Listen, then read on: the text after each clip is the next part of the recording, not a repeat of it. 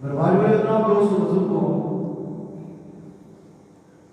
ماہ ربیع الاول ہے۔ اللہ کے پاک پیغمبر صلی اللہ علیہ وسلم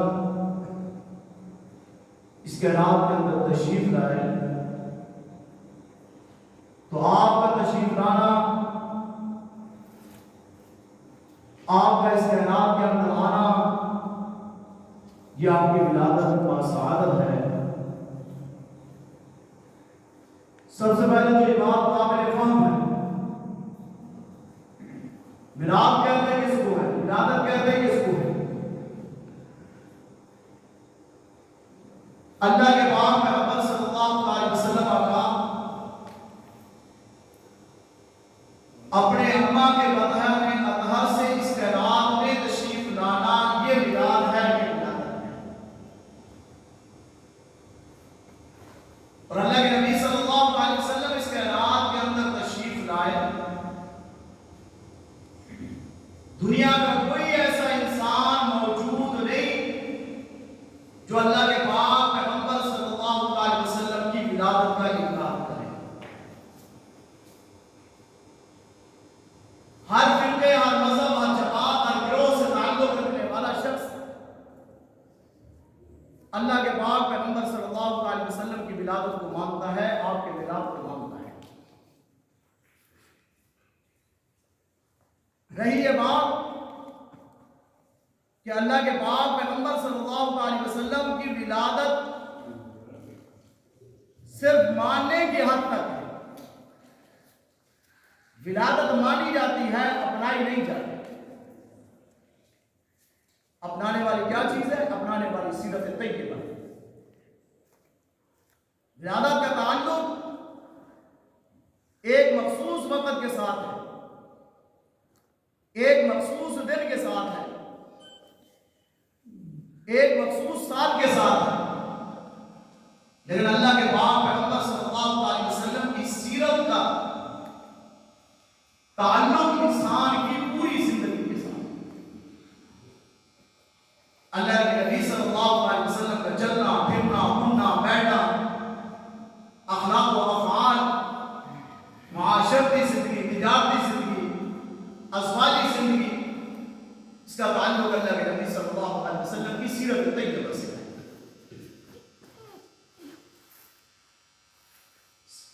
سیدنا عطا اللہ شاہ بخاری رحمۃ اللہ تعالی علیہ فرماتے ہیں، جب میں اللہ کے پاک پیغمبر صلی اللہ علیہ وسلم کی سیرت طیبہ کا مطالعہ کرتا ہوں، آپ کی سیرت طیبہ کو دیکھتا ہوں، تو میرا دل چاہتا ہے کہ میں اللہ کے پاک پیغمبر صلی اللہ علیہ وسلم کو سجدہ کروں۔ جب اللہ کے پاک پیغمبر صلی اللہ علیہ وسلم کے حسن و جمال کو دیکھتا ہوں کہ اللہ کا قرآن اللہ کے پاک پیغمبر صلی اللہ علیہ وسلم کے حسن و جمال کی قسمیں کھاتا ہے، تو میرا دل چاہتا ہے میں اس پیغمبر کو سجدہ کروں۔ جب آپ کی زلفوں کو دیکھتا ہوں کہ اللہ اپنے محبوب کی زلفوں کی قسمیں کھا رہے ہیں، میرا دل چاہتا ہے میں اس پیغمبر کو سجدہ کروں۔ جب اللہ کے پاک پیغمبر صلی اللہ علیہ وسلم کی انگلی کی طرف دیکھتا ہوں کہ آپ چاند کی طرف انگلی کا اشارہ کرتے ہیں، چاند دو ٹکڑے ہو جاتا ہے، میرا دل چاہتا ہے میں اسی پیغمبر کو سجدہ کروں۔ جب میں اللہ کے پاک پیغمبر صلی اللہ علیہ وسلم کی انگلی کی طرف دیکھتا ہوں کہ پانی کے پیالے کے اندر ڈالتے ہیں تو ایک آدمی کا پانی 70 آدمیوں کو کافی ہو جاتا ہے، میرا دل چاہتا ہے میں اسی پیغمبر کو سجدہ کروں۔ جب آپ کے بابا مبارک کو دیکھتا ہوں، کبھی ابو بکر کی ایڑیوں کو لگتا ہے، کبھی حضرت علی رضی اللہ عنہ کی ایڑیوں کو لگتا ہے، کبھی ساقی رسول کی آنکھوں کو لگتا ہے، کبھی حضرت جابر کی ہڈیاں کے اندر ڈالا جاتا ہے، کبھی آب زمزم کے کنویں میں ڈالا جاتا ہے، میرا دل چاہتا ہے میں اسی پیغمبر کو سجدہ کروں۔ جب میں اس پیغمبر کی مکی زندگی کا مطالعہ کرتا ہوں، آپ کی مشکلات اور آپ کے مسائل کو دیکھتا ہوں، میرا دل چاہتا ہے میں اسی پیغمبر کو سجدہ کروں۔ جب آپ کے غزوات کو دیکھتا ہوں، کبھی آپ بدر کے میدان میں اتر رہے ہیں، کبھی حنین کے مقام میں اتر رہے ہیں، کبھی خندق کے مقام میں اتر رہے ہیں، کبھی طائف کی جگہ پہ اتر رہے ہیں، میرا دل چاہتا ہے میں اسی پیغمبر کو سجدہ کروں۔ جب آپ کو مکے کی گلیوں میں گھومتا ہوا دیکھتا ہوں، میرا دل چاہتا ہے میں اسی پیغمبر کو سجدہ کروں۔ جب آپ کے اس غم اور دکھ کو دیکھتا ہوں جو امت کے لیے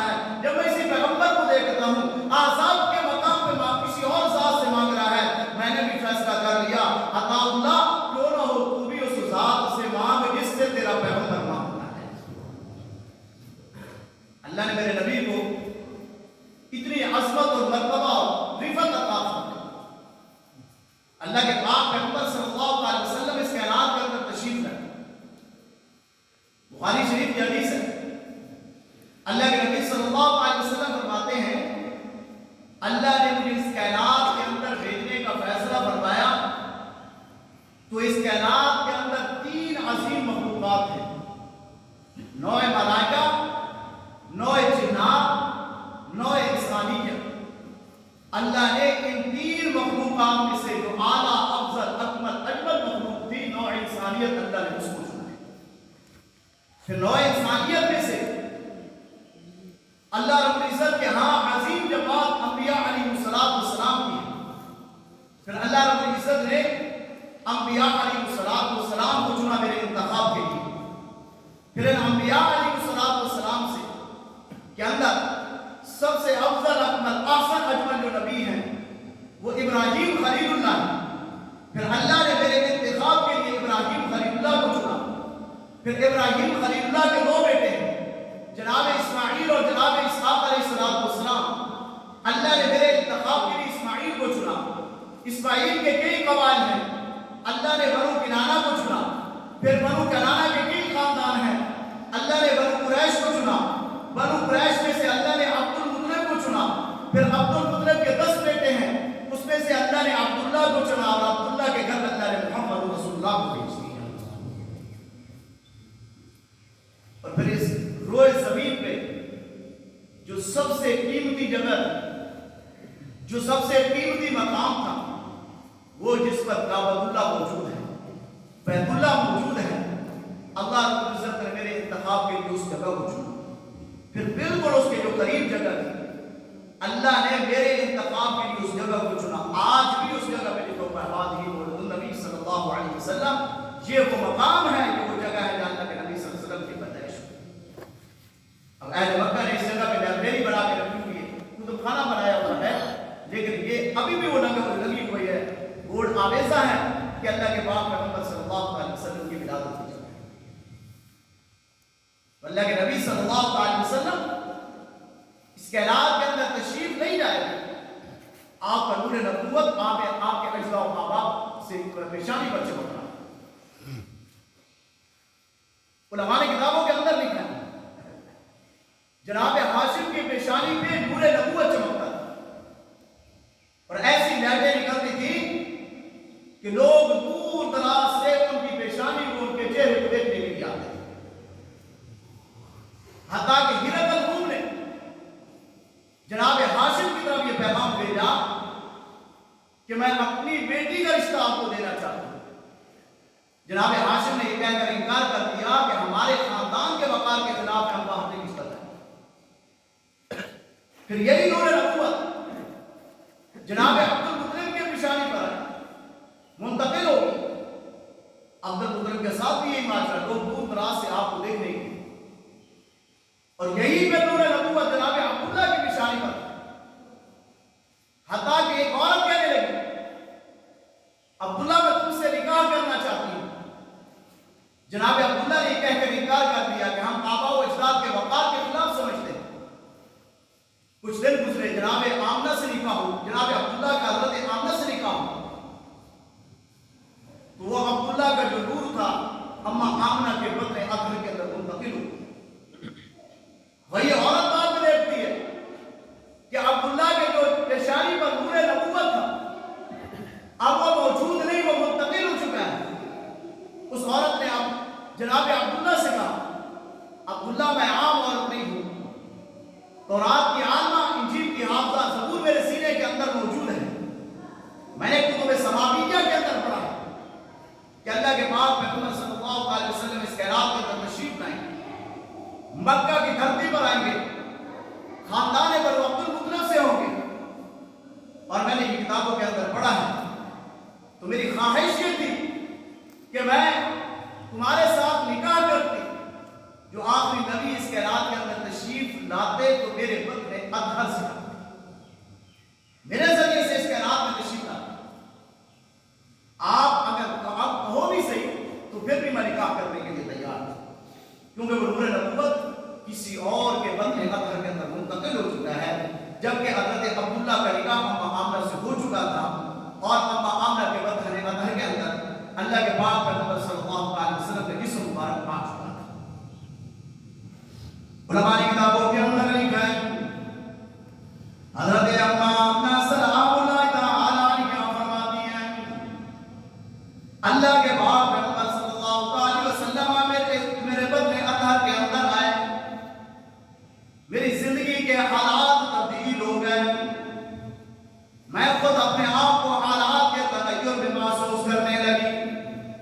اما آمنہ کہتی ہے رات خواب کے اندر جنت سے حوریں اتر کر مجھے سلام کیا کرتی تھی.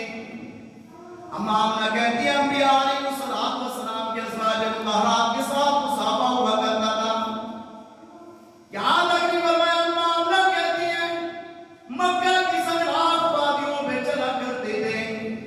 مکہ کی سنگلاخ وادیاں میرے لیے پھول سے نرملا سے بھر جایا کرتی تھی اور مکہ کی جس گلی سے گزرا کرتی تھی مکہ کی ہر گلی معطر ہو جایا کرتی تھی, خوشبو سے مہک جایا کرتے تھے.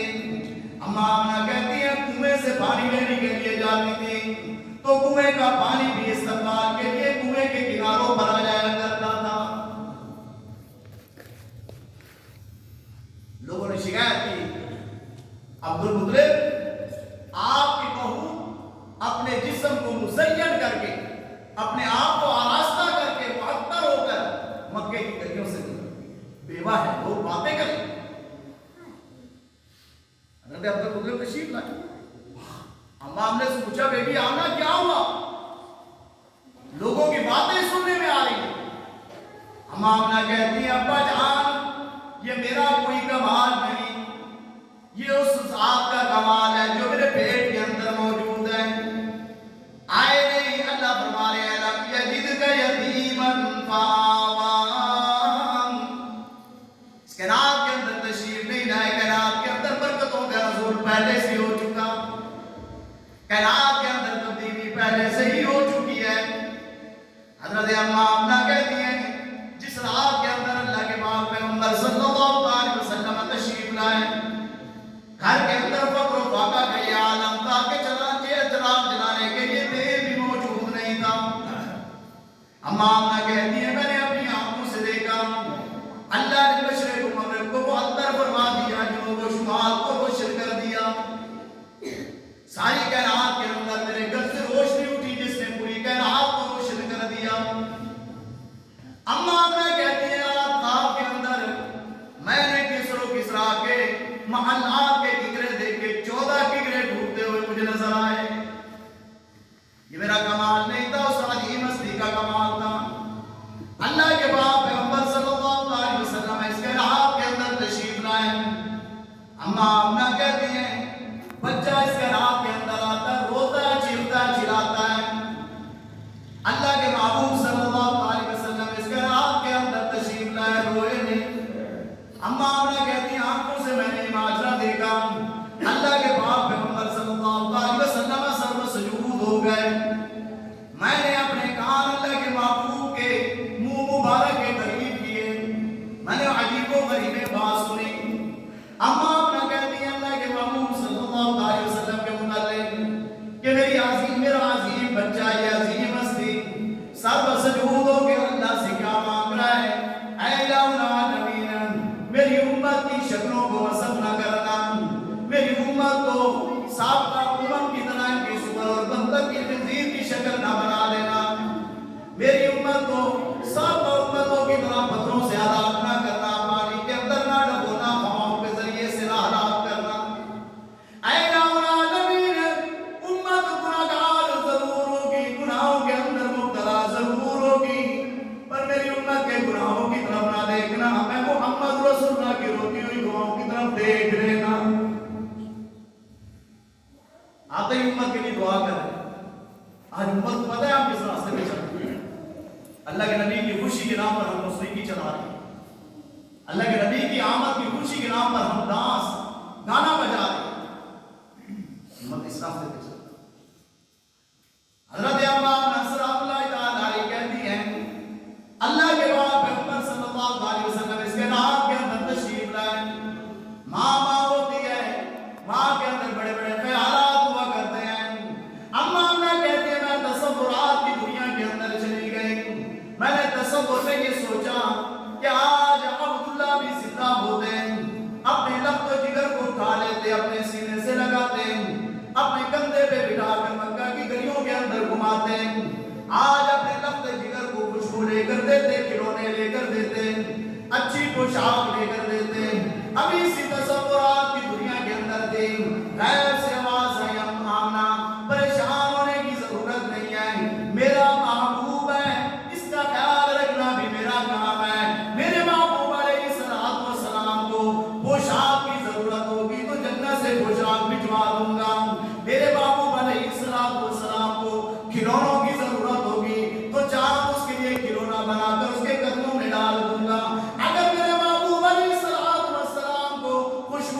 ضرورت ہوگی تو ان کے جسم اقدس قطر سے ایسی خوشبو جاری کر دوں گا، ان کے پسینے سے ایسی خوشبو جاری کر دوں گا کہ کائنات کی کوئی خوشبو اس کا مقابلہ نہیں کر سکے گی۔ اگر میرے محبوب کو سیر کی ضرورت ہوگی تو اپنے محبوب کو سیر کے لیے عرش بری پر بلا لوں گا۔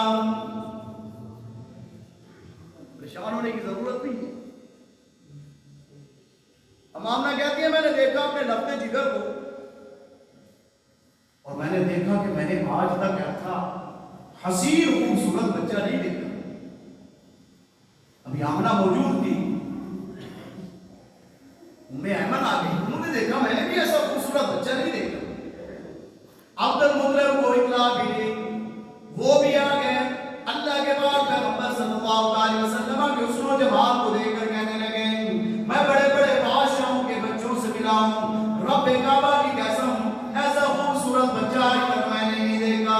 اللہ نے فرمایا جبرائیل جی رب جلیل جاؤ، تم نے سارے انبیاء کو بچپنے کی حالت کے اندر دیکھا، جوانی کے عالم میں دیکھا، ان کو ان کے بڑھاپے کے عالم میں دیکھا، جاؤ تم بھی اپنا تصور پیش کرو۔ حضرت جبرائیل علیہ السلام تشریف لائے، اللہ کے پاک پیغمبر صلی اللہ علیہ وسلم کے حسن و جمال کو دیکھا، دیکھنے کے بعد بارگاہ الہ العالمین کے اندر درخواست کرنے لگے یا الہ العالمین میں نے آدم کے حسن کو دیکھا، میں نے نوح کے حسن کو دیکھا، میں نے اس نے یوسف کو دیکھا، میں نے اس نے یعقوب کو دیکھا، میں نے اس نے ابراہیم کو دیکھا، میں نے اس نے موسیٰ کو دیکھا، میں نے اس نے عیسیٰ کو دیکھا، 1,24,000 انبیاء علیہ السلام کو ان کے بچپنی میں بھی دیکھا، جوانی کے عالم بھی دیکھا۔ اے الہ العالمین اتنا حسن و جمال کا مالک میں نے کسی کو نہیں دیکھا۔ اللہ نے عرش بری سے آواز دی جبرائیل کی رب جلیل فرمایا میرا جبرائیل میں نے ایسا بچہ آج تک پیدا کیا ہی نہیں اور تو کہاں سے دیکھ لیتا۔ اللہ نے جب میرے محبوب کو حسن دیا، حضرت جابر رضی اللہ عنہ فرماتے ہیں 24 کا چاند چمک رہا ہے، آسمانوں پر موجود ہے، زمین پر اللہ کے پاک پیغمبر صلی اللہ علیہ وسلم کے حسن و جمال کی کتنے پھیلی ہوئی ہیں۔ میں کبھی ادھر دیکھتا ہوں کبھی ادھر دیکھتا ہوں، اس نتیجے پہ پہنچا ہوں کہ آسمان کے چاند پر جھریاں ہیں، میرے نبی کا چہرہ صاف ہے۔ حضرت حسان یہ کہنے پہ مجبور ہو گئے وَأَحْسَنَ مِنْكَ لَمْ تَرَ قَطُّ عَيْنِي، رب کعبہ کی قسم آج تک میری آنکھوں نے ایسا حسن و جمال نہیں دیکھا۔ وَأَجْمَلَ مِنْكَ لَمْ تَلِدِ النِّسَاءُ، کہاں سے دیکھ لیتا، کسی ماں نے ایسا خوبصورت جنا ہی نہیں ہے۔ خُلِقْتَ مُبَرَّأً مِنْ كُلِّ عَيْبٍ، اللہ نے میرے محبوب کو میرے پیغمبر کو ہر عیب سے بری پیدا کیا اور کون پیدا کرتے، فرمایا خُلِقْتَ كَأَنَّمَا خُلِقْتَ كَأَنَّمَا تَشَاءُ، فرمایا اللہ نے میرے محبوب پیغمبر کو اس طرح پیدا کیا جس طرح میرا محبوب چاہتا گیا رب بناتا۔ اللہ کے نبی آئے، بچہ پیدا ہوتا ہے، غسل دیا جاتا ہے، جب غسل دینے کی باری آئی آواز آئی نہیں پوری دفعہ ہوا میں نے تو محبوب کو ساری کائنات میں پاکیزہ پیدا کرنے کے لیے بھیجا، میرے محبوب تو اس کائنات کو پاک کرنے کے لیے آیا، اس کو پاک کرنے کی ضرورت نہیں۔ پوری کا مفہوم اللہ کے محبوب صلی اللہ علیہ وسلم ختنہ کیے ہوئے پیدا ہوئے، نہ ختنے کی ضرورت آئی نہ پاک کرنے کی ضرورت آئی، اللہ کے محبوب پاک ہی